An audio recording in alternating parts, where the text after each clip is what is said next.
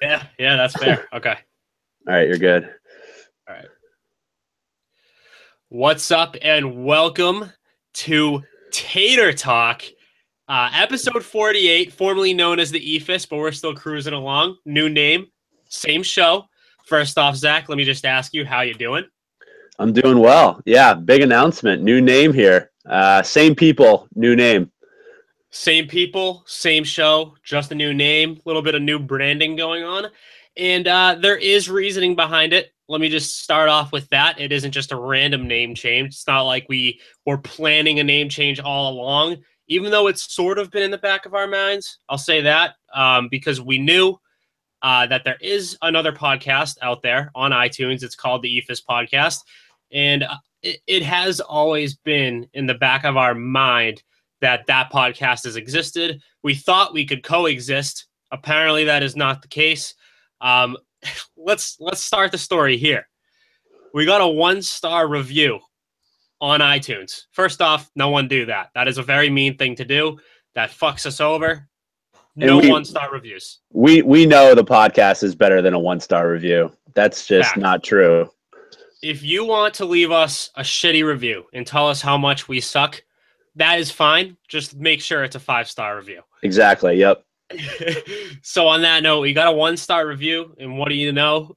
It is from either a loyal listener of the other EFIS podcast or a member, which is what I believe, of the other EFIS podcast. And it was kind of mean. It was just 1 stars, and it was saying that we stole the name. And they threw in, which I'm not going to say it, but they threw in their Twitter handle to their Twitter accounts, which I'm not going to say on here. I'm not going to give them the publicity that they don't deserve. So they did that, and I saw it immediately because I check reviews and all that shit religiously anyway. And so, yeah, I saw that, and I got pretty pissed. And I immediately told you guys, I told all of my friends to leave a 1-star review for them. I was seeing Reddit at the time, told everyone to leave them a 1-star review, leave us a 5-star review. That plan worked out because we got like 25-star reviews in a day. So thank you to everybody who left us those 5-star reviews. And the other EFIS podcast got about 10 1-star reviews. Let me say now that I feel terrible that happened because right after we changed our name to Tater Talk, which, by the way, I think is a great name. I'll get into that in a second. The guy who left us the 1-star review in the first place changed the review to 5 stars. So now I feel terrible, and I would like to apologize to them for going absolutely bonkers when I saw the 1-star review that they left us and having everyone just go haywire on them and leave 1-star reviews. But you get what you get. When you shoot first, you can expect 10 shots right back. So that's what I got on that, Zach. Yeah, I mean, with Barthel, they talk about Grudge Dave. Like, he holds a grudge for like a while. We might have a Grudge Justin on our hands. One little shot, and it's 10 times worse back at you. Some poor guy from them who's hosting this EFIS pod. I have a problem with him saying we stole the name. It's like, dude, your podcast probably gets no listeners. Like, it's not like we seeked it out and tried to like trick audiences. I mean, it's a common baseball term. You want to know how we came up with the EFIS? We searched baseball slang or baseball terminology, and EFIS was like one of the first 10 terms to come up. We threw everything into a pile, picked out which one we thought might be the best, and chose the EFIS. We don't care about your shitty podcast that probably gets tops 100 downloads a week or whatever. I don't know. Like, maybe I might be giving them too much credit. Either way, we didn't know this podcast existed in the first place. Don't say we stole a name that we didn't steal. We're just another podcast on a network of millions of podcasts trying to get a little bit of recognition. We need a name. The name isn't even what's important anyway. It's the content. That's why we changed this name so quickly to Tater Talk. And guess what? I like the logo more too. The logo is another reason why we were planning on changing the name or the logo anyway, because we weren't going to go with the stock image of Clayton Kershaw as we were going to continue trying to make this podcast huge. So I think everything worked out for the better. Maybe that 1-star review is what we needed to really propel this shit forward. So thanks for doing that. Thanks for changing your review to 5 stars too. We appreciate that, of course. Yeah, keep leaving 5-star reviews too. Don't just stop now because you know, because Justin told you to keep leaving them. We want them. Yeah.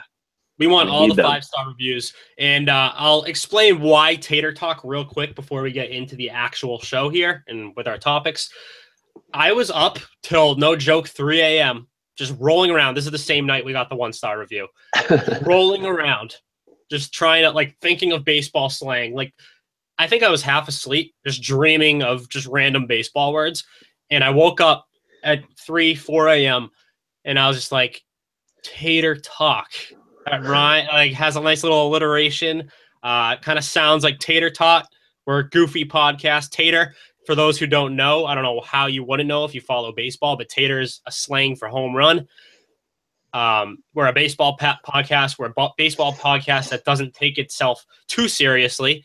And I think that reflects in the name. The name is not meant to be taken too seriously. And it's not like casual baseball fans know what an ephus is anyway, for the most part. So changing it to tater is not that big of a deal if they don't know what that means. And we're not going to talk about potatoes here. We don't plan on it. But if you want to call in, talk taters a little bit, real taters, we're not opposed to it. Leave us a voicemail, 978-294-9333. We'll talk all the potatoes you want. So that's enough about the name change. We're happy to have sort of a new beginning here, and I'm glad that it's the off season, and it's the perfect timing for it. Yeah, I mean, best thing about baseball arguably is home runs. Chicks dig the long ball. I've said that on the podcast multiple times. So why not, you know, base the podcast name around a home run slang term? It just makes sense. Exactly. It's perfect. Episode 48 it is. Let's get into it. Unfortunately, as much optimism as we have around the name change and this podcast going forward, we got to start off with the most depressing story ever. Roy Halladay, absolutely awesome pitcher to watch in his heyday. Me and you got to watch him in his prime when our fanhood of this sport became huge.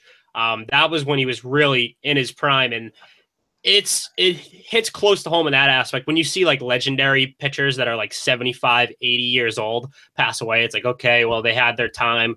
Legends passing away. This guy, Roy Halladay, was 40 years old, leaving behind 2 kids and a wife, just out of the blue, really. And I'm not going to get too far into like criticizing him for, you know, sort of joyriding this new toy plane that he got. It's because he already has had enough of that type of criticism from other personalities and other radio shows. So we're not going to get Felger. Yeah. Yeah. My colleague Felger probably went in a little too much on Roy Halladay for that. So I'm not going to do the same. And, but I will say, leaving behind 2 kids, a wife, is the most tragic part of this entire story. Thoughts go out to that family. I know they're going through a ton right now, and the last thing they need to hear is about the actual specifics of how their father passed away. All they need to hear is thoughts go out to them. So Roy Halladay, I think it's unanimous. His best moment of his career, his baseball career, was that no-hitter in the playoffs. That just doesn't happen. No-hitters happen all the time. No hitters in the playoffs are unheard of. That's my favorite Halladay moment. And of course, he has a perfect game on his resume too. But what do you got on Halladay? This entire situation? Yeah, I have a couple thoughts. You know, one of them is the criticism, but again, that's been said multiple times. I mean, having responsibilities with your kids and then sort of doing that is sort of weak to me. But obviously, I mean, like you said, when we were growing up, he was one of the premier pitchers. To be honest, I saw his name trending on Twitter. And I knew, honestly, it couldn't have been good because he seemed like such a quiet guy. And like, right. To be honest, Roy Halladay hasn't popped into my brain once in like 4 or 5 years, maybe. Yep. Like, honestly, he's just been doing his own thing, which he retired early too. Like he retired and he still could have pitched for sure. He not only has he been quiet in retirement, he was quiet as a player too. He never was an outspoken person ever. So once you see that name trending, you know it's probably not good, unless it's like related to the Hall of Fame or something like that. You just know it's not good. Yeah, like you said, great pitcher. Is he a Hall of Famer in your mind? First ballot. Yeah, first ballot. In my opinion, I know you can make an argument against it. In my opinion, just doing the eye test, really. He's a Hall of Famer. I haven't looked in depth into the stats, but it's hard for me to believe that he's anything other than a first or second ballot Hall of Famer. Yep. Just an innings eater. great guy. Everyone's sort of gleaming about him, saying he was a great teammate, great guy, great father. I would have never pegged him as a guy that was like an adrenaline junkie. He seemed like the most calmest, soft-spoken guy ever. So Right. I think he probably just needed something to keep that adrenaline that he had when he played baseball, and that was flying these toy planes, I guess. And yeah, another great pitcher we lose too early. I mean, he wasn't still playing, but still, rest in peace, Roy Halladay, for sure. Yeah, rest in peace. And one more thing I want to mention: his dad was a pilot too, so I think this is the type of thing, like, that passion just got passed on from generation to generation for him, and it was a tough thing to let go of. His wife, probably the most haunting part of all of this, is the wife. There was a video of him purchasing this plane. It was like a promotional video for the plane itself, and it was just him so excited that he was buying it, and it was the wife saying that she fought him hard not to get this plane because she feared for his safety. And then she finally gave in. And that must haunt her so much. And that's what I think hurts the most with this story, is just knowing the type of regret that she must feel for now. I mean, now the kids don't have a father anymore. They're two little kids too, so it's not like they're older. It's just a fucking sad story. And so again, rest in peace to him. And again, it doesn't matter how he died. It's a tragic death regardless, knowing all of the circumstances. Yeah, they were saying that there's about 20 of these planes that Holiday, ended up dying in, and 3 of them have caused death, that's not a great percentage for flying planes. I mean, his wife was sound in her reasoning for that, I think. I think she kind of knew. For sure. There was a video that was released, which sucked to watch, of him sort of like messing around, like he thought he was like a stunt guy. He was flying. He's probably done it a million times before. This time it just happened to, cost him. And he probably felt too safe, felt too confident. He was flying around at like 100 feet or so, would dive down near the water, which, by the way, the promotional video for this plane shows the plane skimming on the water. So he was probably trying to do that, fucked it up. And we know the rest of the story. The fact that there's video of it sucks. It's just like, I wish I didn't watch it, put it that way. It's just knowing how it ends. So that's Roy Halladay. Rest in peace. And unfortunately, we have to say rest in peace to one more person on this podcast, and that's Red Sox catching prospect Daniel Flores, passing away. It was cancer, right? I'm not sure of the specifics. I just know it was cancer. Yeah, they said like complications from cancer. I'm like, so cancer? Like he had cancer, I guess. So yeah, I'm sure he was getting treated in one day. It went from I don't know the specifics again. I don't want to get too into it, but it's another sad story. Number 5 prospect in the Sox system currently. So this guy had talent, but the talent obviously isn't the important thing. It's just another young baseball player, young athlete who has the world by the balls, passing away too soon. So rest in peace to Daniel Flores. What do you got on him?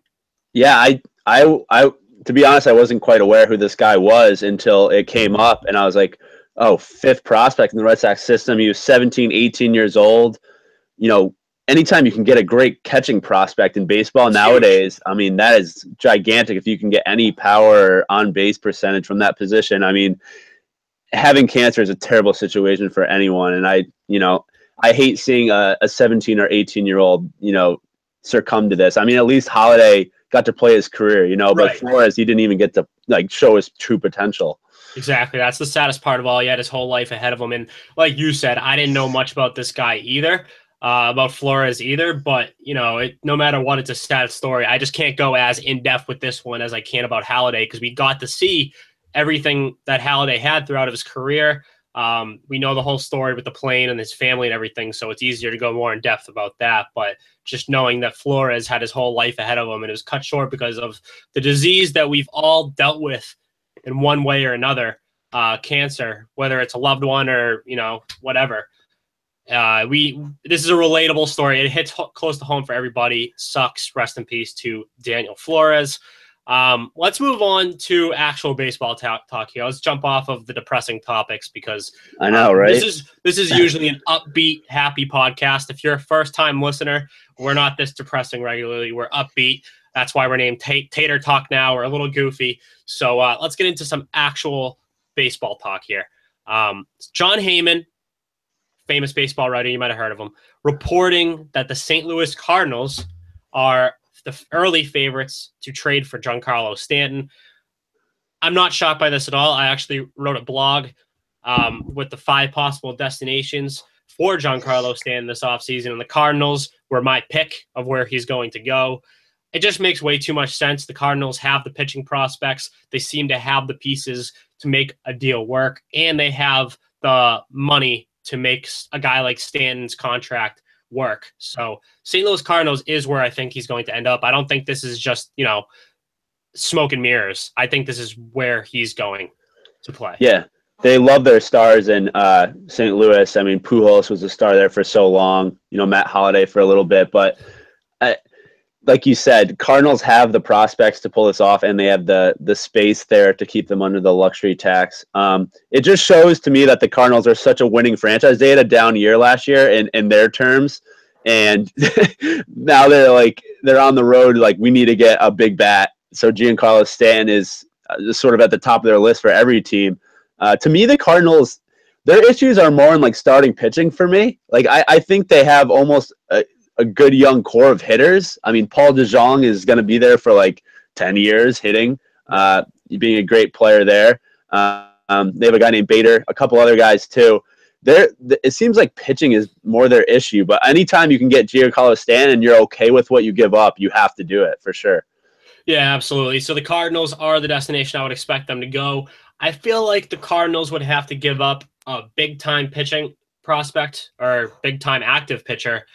Someone like Alex Reyes, I think, is a guy who would be on the table. He dealt with injuries all this past season. Yeah, he's a Tommy John guy. Yeah, big potential, though. That's the kind of guy I could see them parting ways with. Of course, they would have to give up more than that for a guy like Giancarlo Stanton, but that is a guy I could see them forming a package around. There's also plenty. Luke Weaver's another guy. And then there's plenty of others who, you can package in a deal. I don't know where exactly the Cardinals are going to go with this from a deal perspective. I just know this deal makes too much sense not to happen. I know another candidate to get Giancarlo Stanton that's been mentioned a good amount is the San Francisco Giants. But Giancarlo Stanton, I think, wants to play for a contender right away. And I don't look at the Giants as that type of team. They had their run. I think that run is kind of, I don't want to say it's over, because they've shown time and time again they're not a team you can necessarily count out. But I personally don't expect them to go back to the greatness, that little dynasty they had going on. And I think Stanton knows that, and I don't expect it. Unless the Giants sign a few other big names before they trade for Stanton, I don't see it happening. Yeah, I think, to me, I almost think the Giants they at least have a couple pitching. Pitching to me is so vital in this MLB. I mean, you saw it in the playoffs. Almost every team can hit. So if you can pitch a little bit and you have a good outing, you have a starter that can give you the good outing, it goes a long way. But yeah, it's weird to me that the teams that are in for Stanton are in the National League, right? So to me, I think an American League team would be so valuable for him because he could DH and take some years off his legs maybe. He's not the most agile right fielder. He's definitely above average, but I'm sure some days he'd want to DH. So I'm interested to see if AL teams are willing to delve a little bit more just because they can play him at DH too and still keep an outfield spot open. Yeah, another team that we hear about quite often, we've mentioned it a million times already, is the Red Sox. Giancarlo Stanton, he appeared on Jimmy Kimmel, talked about how he would love to DH in Boston, especially, I think he said during day games he would love to DH, which, I don't want to say that implies that he's like hoping he goes to Boston, but he's certainly not against it, which is always a great sign because Giancarlo Stanton, by the way, has a no trade clause. So I think that confirmed that is one place he would waive that no trade clause. And I don't think he'd waive it for the Giants unless they already had significant talent getting acquired onto that roster. So that's that. And then there's the two other places I said he could end up are the Philadelphia Phillies. A lot of young talent there, and they're really trying to build something special now. They just hired Gabe Kapler, too, so it's sort of a new beginning. I think they're ending that rebuilding phase soon. And if they got a guy like Stanton, that would really, really expedite that process. And then I got the LA Dodgers, but that's a bit of a stretch because they're already so talented. If they got a guy like Stanton, you can book your World Series tickets tomorrow. Yeah, for sure. Those are two interesting teams. Definitely. So that's Stanton. We'll keep an eye on that. We'll be talking Stanton so much this offseason. I don't think he's going to get traded for a while. I think it's going to take a little bit for everything to pan out, but we're going to be on top of it all offseason as long as there's big news surrounding him. He'll definitely be like the topic of conversation at the winter meetings. Like that will be all everyone's talking about. Yeah, without a doubt. Another big topic the past week. Actually, I think this surfaced yesterday, if I'm not mistaken. I think so, yeah. Yesterday being Thursday. So Aaron Boone, he's the early candidate to take over duties as Yankees manager. I don't really know if I like this. Maybe I'm biased because Boone has never been a guy in my eyes who would be a great manager, a great leader of men. Maybe I'm wrong about that. Maybe I'm just downplaying Aaron Boone because of just what I've seen him in like the ESPN broadcast booth and hitting home runs against Tim Wakefield that I hope I never have to watch again. But I don't know. I don't understand this. I wish we had Graz on to talk about what he thinks with this because I'm sure he loves Aaron Boone. But what do you think? What do you think about this rumor? Yeah, this is a weird rumor to me. I think we were talking about it before the podcast. I don't get how the Yankees fired Girardi and they don't. Aaron Boone's like the first managerial candidate that has come up, like other than internal people, the bench coach like we spoke about. I just don't get how you're a team like the Yankees and you're not hiring a manager right away after it. They're in limbo right now. They have no manager. I mean, and the fact that Aaron Boone's name comes up, I totally agree with you. He seems like a quirky kind of guy, sort of out there and doing his own stuff. Definitely a difference from Joe Girardi, who's very strict and keeps everyone on their P's and Q's. So I think the Yankees, would like Boone, would target him just because he is such a distance from Girardi and his personality and probably the way he reacts with young players. And he's familiar with the league at least, so it's not like he's been out of baseball. But yeah, definitely a weird pick by the Yankees. Doesn't really fit the culture I think they're trying to build there, but I could be wrong because they fired Girardi. That's a good point. He's the opposite of Joe Girardi as a person. It seems it on the surface anyways. But yeah, maybe that's one line of thinking for the Yankees. He's just a different kind of guy. He's going to change the culture a bit. I get it from that aspect. But can you picture Aaron Boone trying to control or trying to lead guys like Brett Gardner or a guy like Gary Sanchez? I can't picture Aaron Boone telling those guys what to do. I just can't imagine that. Yeah, it's so weird now that all these teams try to hire these young managers that literally have no experience. I mean, at least Cora was a bench coach who the Red Sox hired. Boone has no coaching experience. I don't think so. So that would be totally new to him. A lot of these teams are trying that, and we'll see if that is sort of a new modus operandi. The way I look at it, they're hiring or thinking about hiring the wrong Aaron as manager. I think they just got to go with the player manager, Aaron Judge. I think that's the way to go. I think Yankees fans, by the way, would be all over that. I think they would very much like that.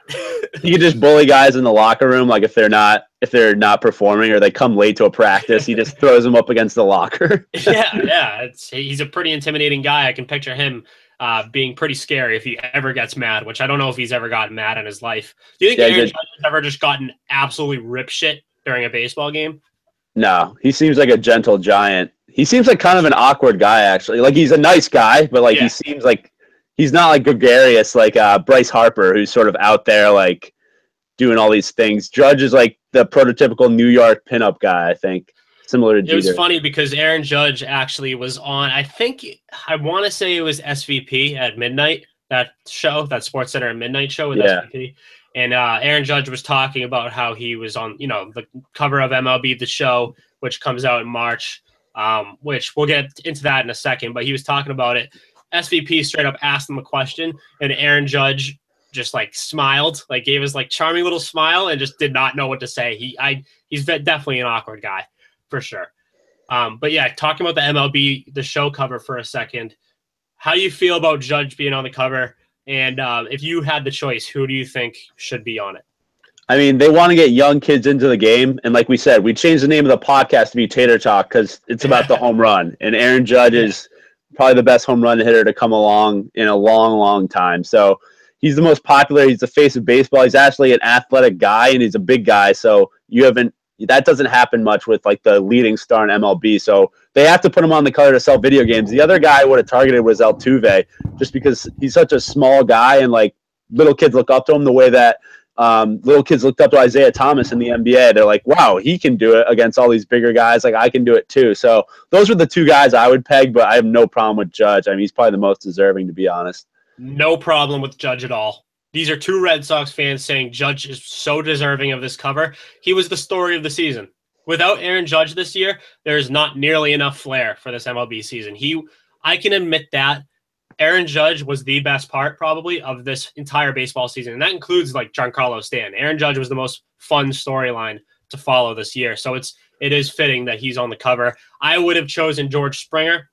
That's probably the guy I would have picked. World Series MVP. He teared it up in the postseason. And just a fun guy to watch. Another just really fun guy to watch. Him or Altuve would have been my pick. Anyone but Bregman. No Bregman. Think if they put Matt Strom on the cover. Dud edition. Yeah. It'll be the show. Dud edition. Matt Strom just like giving up another home run, like his face. Yeah. I might have to make a custom cover because I think you can like just like have someone make you covers now. I think I might have to ask someone to make a Matt Strom MLB The Show Dud edition cover. Yeah. And then we'll all have to get that. Okay, so that's MLB The Show. Ned Yost. Now, this is my favorite story of the week. This is better than Giancarlo Stanton. This is better than MLB The Show. This is I know I'm not supposed to laugh at this, but it's just such a funny story when you read the headline. Ned Yost fell out of a tree. That is the headline. And it turns out he broke his pelvis. Not fun. That is a painful thing to happen, especially to someone of Ned Yost's age. But he fell out of a tree. If you can't laugh at that, then you have no sense of humor at all. So what do you have on Ned Yost just falling out of trees, breaking his pelvis in the offseason? Yeah, for anyone that doesn't know Ned manager, and he's been a great manager. I mean, he's definitely like top 5 in baseball, probably just because they've been so good the past couple years. And it looks like he was building like a hunting stand in the tree. So that's what you get for hunting. That's like karma coming back and you breaking your pelvis. Now, this might be a little R-rated talk on Tater Talk. Breaking your pelvis, does that mean you break your dick? Like, what does that even mean? Like the bone itself? So when I hear, no, I don't think it's like the dick itself. I think it's like the area around it. It's like the bone around. Like, I can't, like, you know, when you like. I don't even know how that would feel. Like, I couldn't do anything, probably. Hold on. I think it's like your hip. It's like inside of your hip. It's like the little V, right? It's like where the V is, right? I think so. If I had to, like, if you were like point out the pelvis, we need Dr. Tom. We need paging Dr. Tom. Emergency Dr. Tom. He would come on here in the most monotone voice and explain it in 2 seconds. No, yeah, it's an enigma, just like the groin. I know the groin more than the pelvis. I think I can, like, the groin is that like muscle area. You pull it every now and then if you go up the stairs too fast or something. I know when I pull my groin. Like, I know that. Yeah. If I like bruised my pelvis or something on like a regular day, I'd be concerned because that sounds more serious. I think, like you said, it's like a hip. Like old people do it when they fall. So Ned Yost you're old. You're too old to be doing what you're doing. That's what that tells me. Yeah, like if an old person falls down the stairs, they either break their hip or they break their pelvis. It's like the same area. It's just two different bones. They might as well be considered the same thing, though. Yeah. So that's talking pelvises with Ned Yost. And we'll leave off actually with one of our bigger topics now. Bigger MLB stories of the past week or two is just awards. The Players' Choice Awards were announced, which, let me just say, I don't know if I've just ignored them each year. I did not know players voted. I was about to say, when did this start? Because I see it here as the 26th annual Players' Choice Awards. This has been going on for 20. I'm turning 26 this year, and I don't remember this happening once. But this year it's pretty big. It's getting out there. Me neither. I don't know this. I think I'm looking at the wrong thing, by the way, because it says that Josh Donaldson's the AL Outstanding Player and Bryce Harper's NL. Totally looking at the wrong one. So you might have to rattle off the awards to me if you're looking at it. Are you looking at it right now? Yeah. So okay. 2017 Player of the Year. I'm guessing it's just the Player of the Year. Like it's the best player. Yeah. Jose Altuve won it. Yeah. So what do you think about that? Second consecutive year. Yeah. Who was MVP last year in the AL? Was it Trout? Trout. I think it was Trout. Okay, so I mean that's kind of weird that Altuve won this award last year and Trout won MVP. But what do you? I think this. Let's compare this to what you think the actual MLB award should be given out to. Do you think the MVP in the AL should go to Altuve? Well, I guess this is league wide. Like he won Player of the Year league wide, and he also won AL. They call it AL Outstanding Player. So he won the AL MVP, quote unquote. But I think it's the right choice. I know you're not supposed to factor in the postseason, but he was great in the postseason. So I have Altuve is the guy in the AL. It's been his year for sure. I get the argument for Judge. I really do. I understand both sides, but Altuve is the superior all around player. That's undeniable. I'm giving it to Altuve. So who we got in the NL? In the NL, it looks like. Let me scroll down here. Oh, upset pick. Giancarlo Stanton for NL Outstanding Player. Amongst the players, I think that is an upset because they usually go with the grit and grind guy, and Stanton's sort of the flashy home run guy. I know his numbers are unreal, but, I would have thought Goldschmidt just because, he's a player's player. You know what I'm saying? Like, he's a baseball guy's baseball guy. Yeah, so, I hate to say this because I think I want Goldschmidt to win NL MVP. I really do. I've been saying it for years that he's so deserving. He comes in second, like, every year. He's a second place NL MVP guy, and I feel so bad for him. I think it's going to happen again this year. I think Stan's got the NL MVP in the bag. When a guy hits 60 homers like that, I mean, it's almost impossible to not just hand him the award. So I think this is right on, too. I think Stan comes out with NL MVP. Yeah, so if we go to the pitchers here, AL Outstanding Pitcher, Corey Kluber, which I don't have a problem with. It was either him or Sale. AL pitching was way down. Pitching in general this year was way down, I have to be honest. Like, even the top guys, as you saw in the playoffs, like, had some struggles, so... Yeah, well, the balls are juiced, so... Yeah, the balls are juiced. You have no problem with Kluber? No, I think that's the easiest one out of all of these. It looks like for the NL Outstanding Pitcher, it was Clayton Kershaw, so... That's one we can debate. Because do you think it should be Kershaw, or do you think it should go to someone like Strasburg or Scherzer? I think I said this a couple podcasts ago. I'm a Strasburg guy. I think he had his best season ever, so I think you have to reward that. While Scherzer and Kershaw has had better years, so I would go Strasburg. I know he didn't pitch the amount of innings and I think games as a couple of the other guys because he was injured, but still, I think it's got to be Strasburg because when he pitched, he was unhittable. Yeah, I'm going to go with Scherzer. I still think he's just the superior pitcher on that team. Never mind in the league. Like Kershaw pick. I get Kershaw technically is the best pitcher in the National League. He was also out for a month. Or maybe more. I forget the exact amount of time. But it's tough for me to give awards to guys like that as opposed to guys who have done it all year long. I'm a big Scherzer guy, so I'm going to hand NL MVP and this other made up award to Scherzer. Yeah, I think we're on the same page there. And then AL Outstanding Rookie is obviously Aaron Judge. And then NL Outstanding Rookie was Cody Bellinger. Don't even need to discuss this. That's Rookie of the Year has never been easier this year. So here are two definitely made up awards. 2017 Man of the Year, Anthony Rizzo. It's like a Roberto Clemente type thing. Yeah, they're calling it the Marvin Miller Man of the Year. I don't even know who Marvin Miller is, but it looks like Rizzo donated a bunch to charity this year. So that'll win you the award. And then this one you're gonna love. 2017 Always Game Award. Just a gamer. Who do you think it is? So it's like grit. Oh, I saw this one. It's my boy Nolan Arenado. Nolan Arenado. Oh my God, I saw this on Twitter a couple days ago. And I'll tell you what, I made a mess in my pants when I saw that Arenado won the Grit Award for this year. By the way, Nolan Arenado not being top 3 in NL MVP just goes to show you how many awesome players there were in the NL this season. Joey Votto, it's hard for me to argue that Votto shouldn't be in the top 3. So I tip my cap to Joey Votto. That being said, I was very depressed when I saw that Arenado didn't crack the finalists. I guess it looks like he accepted the award by doing a video in his car, just an iPhone video. And hear this quote. He talked about in 2014 how he didn't run out a ball to first base, and Walt Weiss, the manager, benched him, and he said that turned around my career. God, I love now this I work guy. hard. I have the biggest man crush on Arenado. It's not if I could pick one player in the league, it's Arenado to come into this podcast. right close second is Trevor Story, only because of our like history with Trevor Story and his mother. And don't take that the wrong way, people out there. Okay, so those are all the awards. Those are all the awards they had. Oh, well, what about, I think comeback player of the year was mentioned. Comeback player, I think comeback player of the year was the actual award, not a player's choice. Oh yeah, no, it was Moustakis, right? For the AL, it was Moustakis. I'm not sure who it was in the NL though. So I don't know. We might have to just like make that like a mysterious thing, or we should just look it up here, I guess. If we can't find it here, we're not even going to talk about it. I'm not going to waste the energy. Let's see. For a comeback player of the year award, I'm not going to waste energy. Zach Greinke, Greg Holland, McCutchen, Eric Thames. I don't know. Those are some of the guys. So they're just nominees?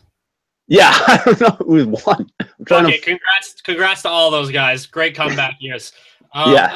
I probably wouldn't give it to Thames. That would have been my early pick, but nobody talked about Eric Thames in the second half of the season.